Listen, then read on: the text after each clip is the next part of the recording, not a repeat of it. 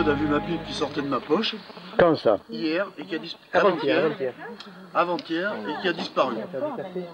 Et ce matin, un soi-disant Patrick a appelé en disant qu'elle allait apparaître dans un bloc de glace. Et voilà que le bloc de glace est arrivé avec la pipe dedans. Mais ta pipe, tu m'avais dit tu l'avais posée sur une table. Eh ben, je l'avais posée moi sur la table, et Jean-Claude, quand on est en train de manger, il l'a vu dans ma poche, il s'en allait. Eh ben, elle semblait glisser à l'extérieur de la poche de Bernard. Et comme j'ai vu qu'il regardait en même temps la poche, et je pensais qu'il avait vu. Et à ce moment-là, elle a disparu. Elle est sortie de mon champ de vision. C'est comme si elle se dématérialisait, je ne l'ai plus vue. Par contre, il avait le paquet de tabac qui était là. Oui, bah tu vois, elle est en morceaux ta pipe. Il manque le bout. J'ai entendu fraf. Tu comprends? Comme si ça. D'accord. Pas comme si ça avait traversé une partie du feuillage, mais pas la totalité du feuillage. Ou c'est tombé droit, si tu veux. Dans tous les cas de figure, c'est tombé droit. Donc on a trouvé un premier bloc par ici, c'était le morceau avec le tout petit bout, l'embout de la pipe, oui. celui qui est dans la bouche. Oui. Et l'autre morceau, on l'a retrouvé plus loin par là, parce que c'est tombé par là, avec d'autres morceaux de glace. Oui, le bout est à l'intérieur. Le bout est là. Regarde-le, le bout, là, on le voit qui arrive. Voilà. Oui, sans le tabac. Hein. Ils t'ont cassé la pipe, Bernard. Eh oui, non, faut pas qu'il soit sérieux, une communication loufoque. Non, pardon.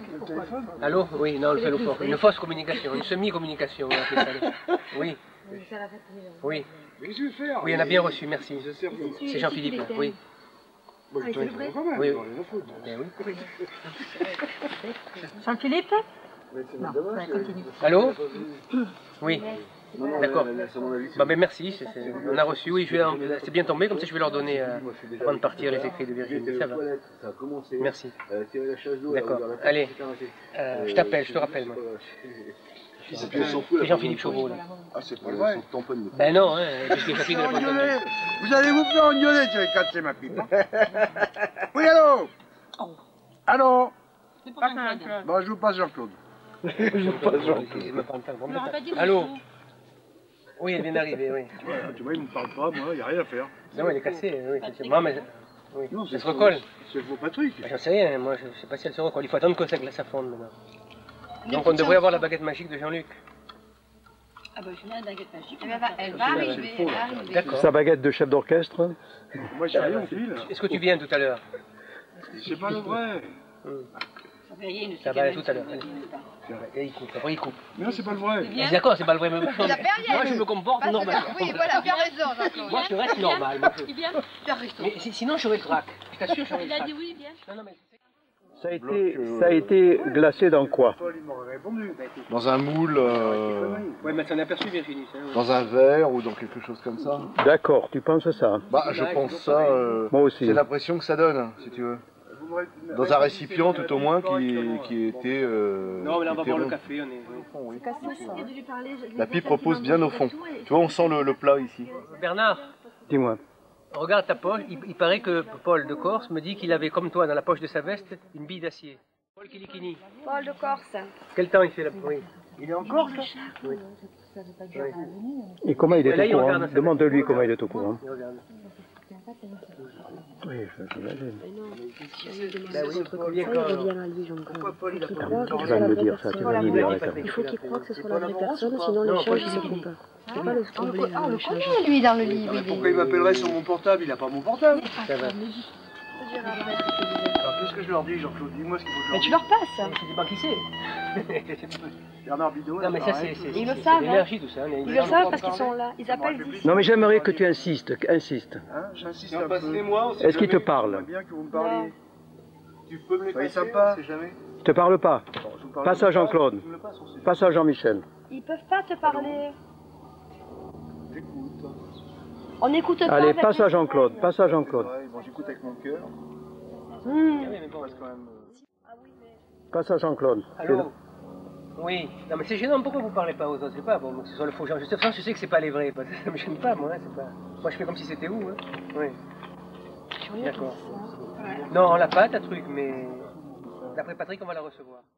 C'est je te fais un bisou C'est ta voix. Ouais, parce qu'ils appellent de là. Ils appellent de là. Ils sont là avec nous. C'est la voix de Virginie? Oui, oui, mais ils appellent de là. C'est un problème d'eurythermie. Oui, d'accord. D'accord. Et il peut pas revenir. Karl Einstein, elle en parlera au niveau des virus. Oui. Ça va, merci. C'est ta voix, hein, c'est ta voix qui parle. Alors qu'est-ce qu'elle dit? Alors le chat, il serait passé. Il y a un tigre, il paraît la semaine passée, qui est passé dans un vortex. Mais la dernière Le chat, fois, il c'est arrive déjà la même chose. arrivé. Il est mort, tout simplement. Oui, mais attends, c'est un processus inversé. Donc le tigre, apparemment, il est dans notre dimension à nous. Vous voulez pas me parler? Pas sympa. Ma pipe est cassée, vous faites. Oui, oui. C'est ça, c'est un problème. Oui. C'est un problème d'adaptation à la température, d'accord. Voilà. Oui, oui, on a un peu compris thermisme. Mais je vais te faire un dictionnaire, on trouvera eurythermie, d'accord. E-U-R-Y, oui. Ah oui. Oui. D'accord, T-H-E-R-M-I-E, oui. Merci Jean-Luc. Tout à l'heure. Jean-Luc. D'abord, je m'appelle Jean-Luc. Jean-Luc. Moi, pour moi, c'est Jean-Luc. Il m'énerve. C'était Jean-Luc, le musicien. Tu me parles comme Jean-Luc. Donc il t'a dit eurythermie. Oui, mais je vais le chercher. Oui, d'accord. D'où la fatigue que tu ressens. Enfin, on va vérifier tout à l'heure, parce que Saclier, elle vient tout à l'heure. Oui, oui, elle Donc, m'a dit Saclier, ça va être déjà un témoin, on va dire, oculaire pour nous, parce que c'est quand même important. Elle me l'a dit qu'elle m'en le Ok, là. repose-toi. Elle me l'a dit. Oui, donc elle t'en a parlé, donc tu vois. Elle m'en a Voilà, je vais me parlé. reposer un petit peu, parce que moi je voudrais qu'il s'arrête un peu, 10 minutes, un quart d'heure. Après, on va parler des textes, je préfère parler des textes. Oui, oui. Elle arrive à l'instant. Ouais. Vous voyez, elle a porté la Bible, oui, c'est ça. Pour famille, c'est ça. Voilà. Oui. Ben, je vais lui faire savoir. Il y a un article sur Bush dans Marianne. Oui. Pourquoi il fait partie d'une secte. Mais il va le scanner. Parce que... Oui, je vais m'en occuper de vous faire ça. Voilà, voilà, d'accord. Mais il va le scanner, oui, d'accord. Oui, elle est là, oui. Ça va. Donc je vais regarder ce qui se passe. D'accord. Et cela, il y a une chiffre qui est apparue. Merci, monsieur Basilus. Pourquoi il a parlé de Bush par rapport à moi? Parce que Cathy Saclier, il y a un article. Oui, parce que toi, tout à l'heure, tu peux scanner, toi, voilà. Donc, moi, bon, lui, il faut la liaison. Moi, je n'avais pas fait la liaison. On va scanner l'actuel. Donc, elle a porté ça. D'accord. Et moi, par rapport au Regarde secte, le tigre sur son truc. Regarde, Camille, comment elle est habillée. Elle a mis un tigre sur elle. Oui.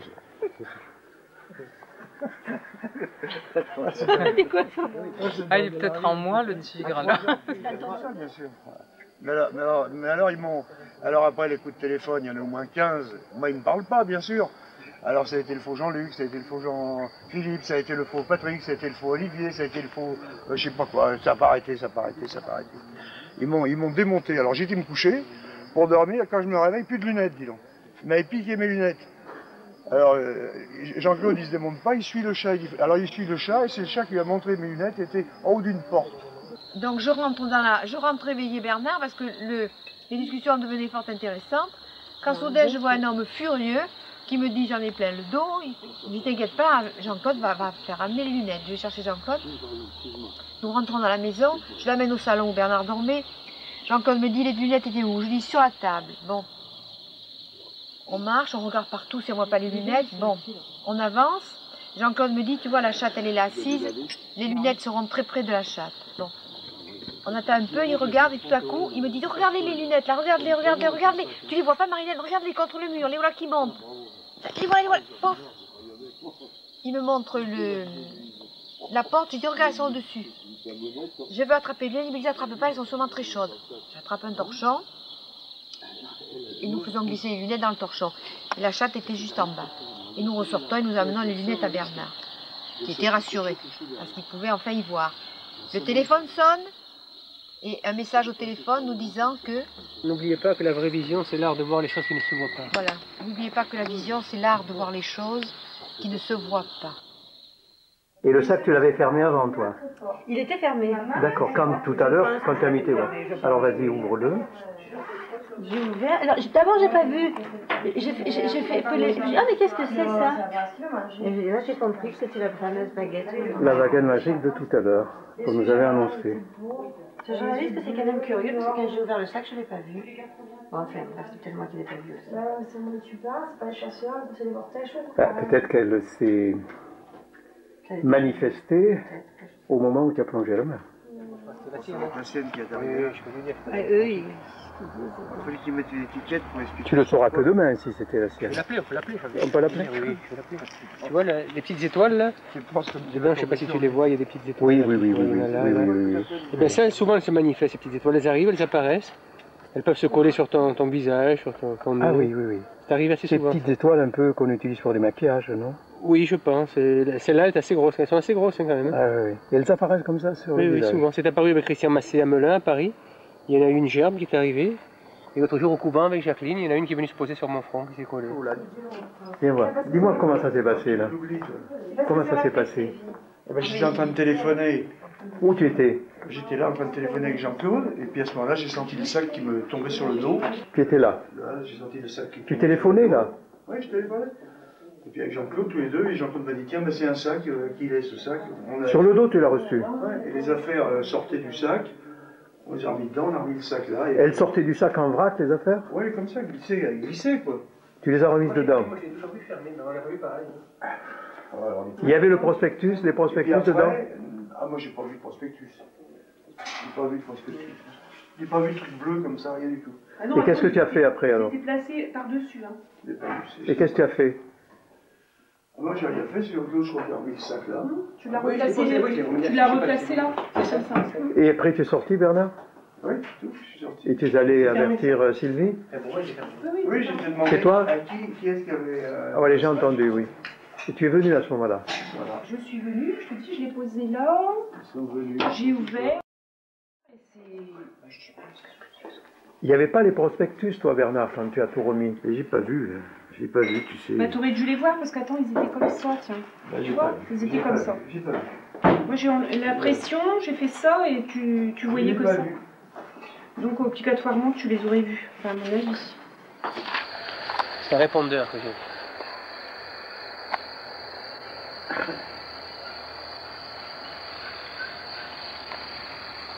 « 0557 marque 95 62 97. 95 62 97. Qu'est-ce que c'est ça? C'est mon numéro? C'est un répondeur qui marche là. C'est mon numéro? Ah, j'en sais rien, c'est ton numéro, mais c'est un répondeur. Ah, mais c'est... Allô? On a fait coupé. Allô? Allô? Allô? Allô? Bon, je vous passe Jean-Claude. Oui.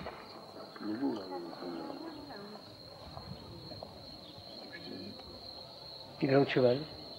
En regardant le galop de cheval, c'est tout un téléphone. C'est Basileus qui est dans le coin. Attention, parce que lui, c'est le donne. Ouais. C'est alignement, alignement. Et je vois une seule tête. Écoutez, on l'a là. Basileus, je suis là sur les champs de bataille.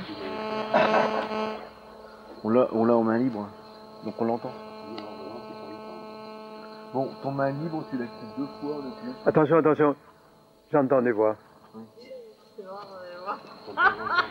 Attends, mais ça parle... Mais j'entends leur conversation. Je vous entends là. On dit rien. Hein? On dit rien. Tu peux pas nous entendre, on dit rien. Ça doit être un enregistrement décalé. Ça doit être décalé. Oui, je vous entends décalé là, parler. Comme tout à l'heure. J'entends des voix, mon pauvre. Ça devient monotone. C'est pour toi. Ça devient monotone. Allô? Oui, ça devient monotone au bout d'un moment. Roule ta bille. C'est toi là. Ouais, c'est moi. Les batteries. Oui, oui. Il est bien arrivé. C'est moi. Fais-lui et passe-moi sont dans un bateau. Fais-lui ton ballon, qu'est-ce qu'il reste? Tu parles pas avec moi, là, tu parles avec quelqu'un, c'est ça. Batterie, je vous dis. Là, tu parles avec quelqu'un, tu dis il faut me faire parvenir, je dis pas quoi c'est que tu m'as dit.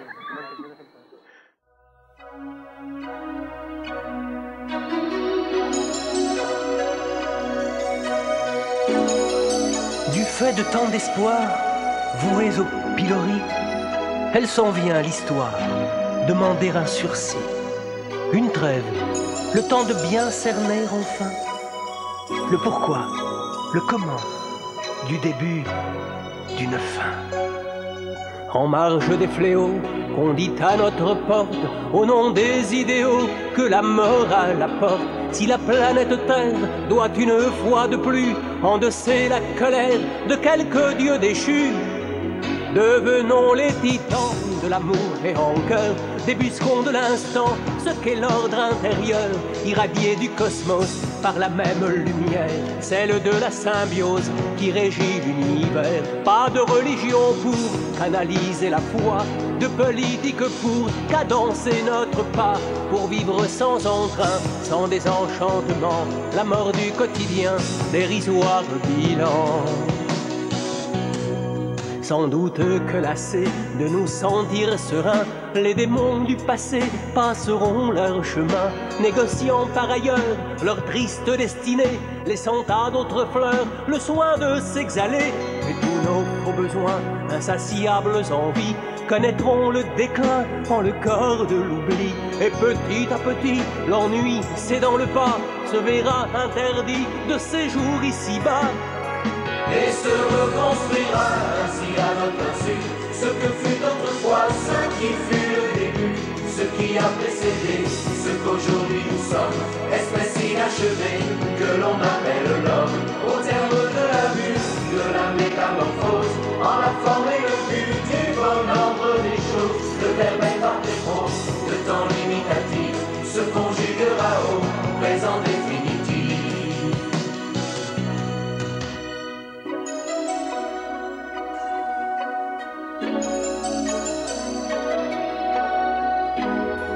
Et combien même si se prolongent encore, par une antinomie, les méandres du sort qui nous est dévolu depuis des millénaires, nous auront convaincus, par-delà nos frontières. Une force plus forte que l'acte ou le langage, un courant qui exhorte depuis l'âge des âges, se renouvelle au transit, refrain de l'absolu, que nos voix aujourd'hui cristallisent tenues. Devenons les titans de l'amour et en cœur, débusquons de l'instant ce qu'est l'ordre intérieur, irradié du cosmos par la même lumière, celle de la symbiose qui régit l'univers. Pas de religion pour canaliser la foi, de politique pour cadencer notre pas, pour vivre sans emprunt, sans désenchantement, la mort du quotidien, dérisoire filant. Et se reconstruira ainsi à notre insu ce que fut autrefois, ce qui fut le début, ce qui a précédé, ce qu'aujourd'hui nous sommes, espèce inachevée